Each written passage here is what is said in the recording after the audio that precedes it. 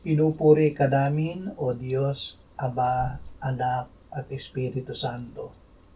Salamat, Ama, na ibinigay mo sa amin si Jesus na iyong anak na namatay para sa aming kasalanan, iyong muling binuhay, iniakyat at iniluklok sa iyong kanan sa langit.